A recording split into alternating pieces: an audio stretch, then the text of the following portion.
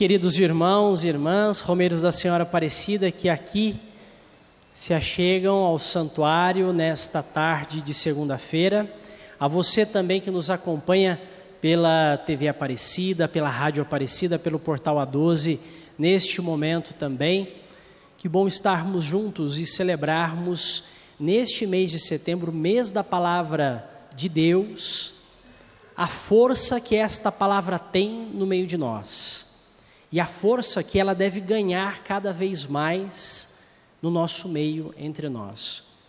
O compromisso, o desafio de ser cristão, de ser cristã, ele é grande e principalmente diante de um mundo que cobra posicionamento de cada um de nós, cobra a atitude de cada um de nós, porque a nossa atitude, o nosso jeito de ser, a nossa forma de agir diante do nosso irmão, e inclusive a nossa omissão diante das principais dificuldades do mundo, são posicionamentos que nós escolhemos.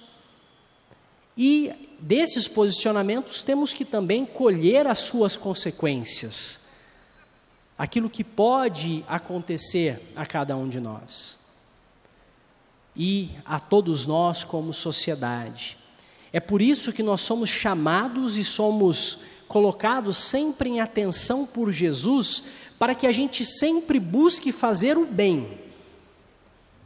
E tudo aquilo que nós formos fazer, tudo aquilo que formos realizar, temos que nos perguntar se estamos fazendo o bem. Se eu não estou prejudicando outra pessoa, se eu não estou prejudicando a mim mesmo, porque isso não agrada a Deus. E aí nós vemos esta passagem do Evangelho de hoje, em que Lucas traz Jesus, que ao realizar uma cura, ele não é louvado e agradecido pelo bem que ele estava fazendo. A vida daquele homem da mão seca pouco importava para os mestres da lei. Eles estavam preocupados com a lei do sábado. E Jesus já tinha se cansado de falar que a maior de todas as leis era amar a Deus sobre todas as coisas e ao próximo como a si mesmo. Ele já tinha confirmado isso.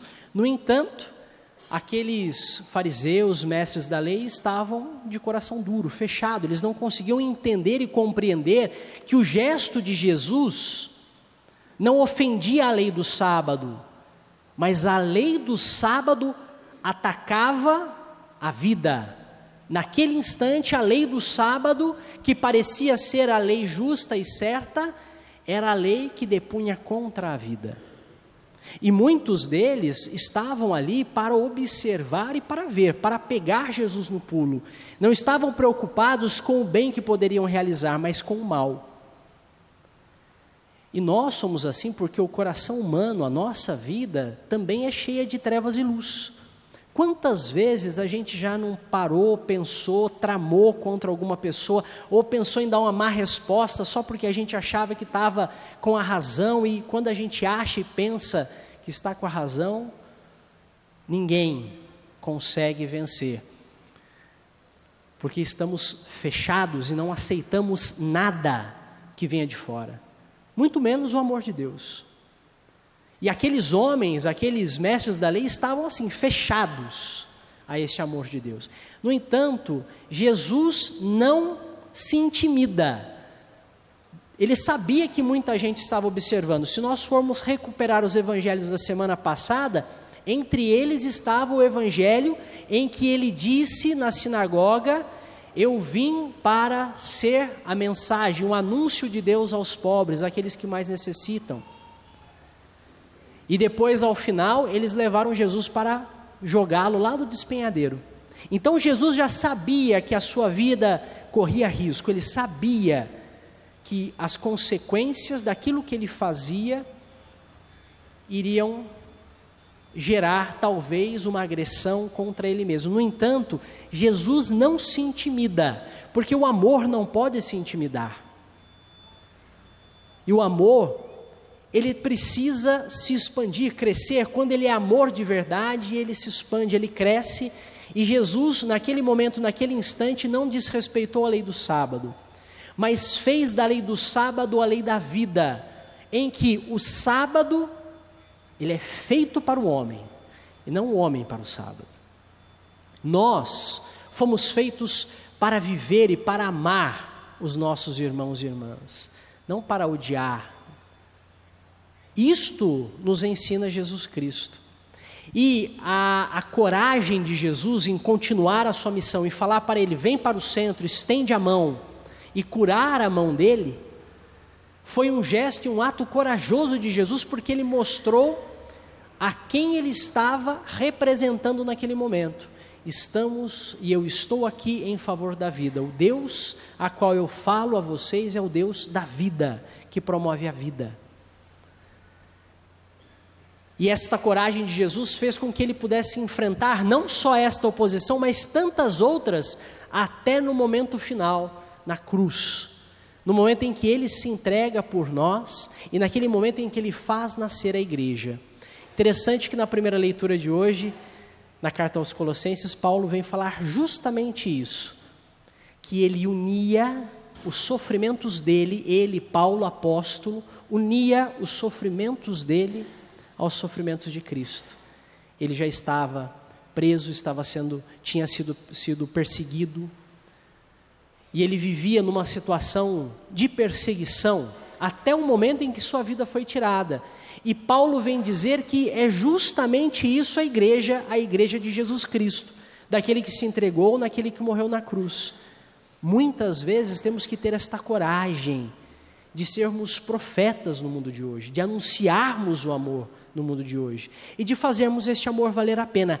Isto forma a igreja, diz Paulo, conclui Paulo, nesta saudação que ele faz à comunidade. E muitas vezes, como ele continua dizendo, a gente precisa ser admoestado. Muitas vezes, como cristãos e cristãs, nós precisamos colocar a mão na nossa consciência e pensar, nós estamos amando o suficiente assim como Jesus amou? Nós estamos vivendo essa proposta assim como ele faz a nós? Porque se a gente não estiver vivendo e a gente estiver interpretando a palavra de Deus e vivendo conforme a nossa vontade, o nosso desejo, para fazer e realizar as minhas satisfações pessoais, esse não é o amor de Deus. O amor de Deus é o amor que olha em primeiro lugar ao outro. O amor de Deus é aquele que não pisa, é aquele que não humilha.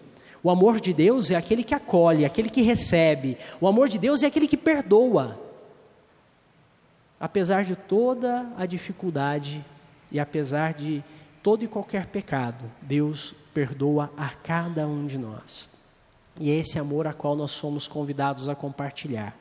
E se compartilhamos, se assim vivemos conforme a mensagem de Cristo, este amor na sua essência, nas pequenas coisas da vida, nos detalhes da nossa casa, do nosso dia a dia, nos detalhes do nosso trabalho, nos detalhes do relacionamento entre seres humanos, entre as pessoas, entre marido e mulher, pais e filhos, nesses detalhes, vivendo este amor, nós seremos a igreja de Cristo hoje, aqui, plantada nesta terra.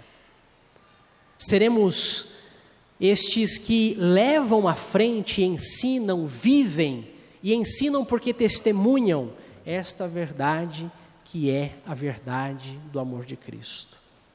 Por isso nós, cristãos e cristãs, em primeiro lugar, nós somos chamados a colocarmos a mão na nossa consciência, a pensarmos como nós estamos amando, como nós estamos levando esta mensagem e como nós estamos recebendo este amor e esta mensagem de Deus que chega até mim.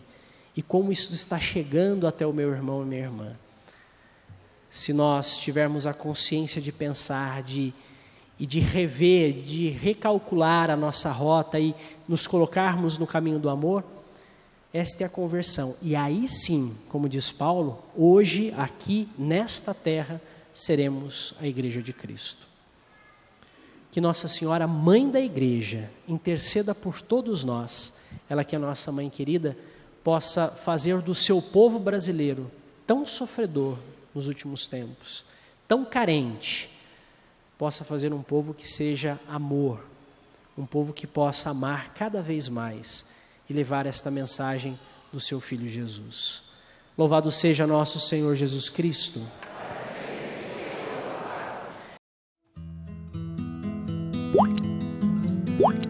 What?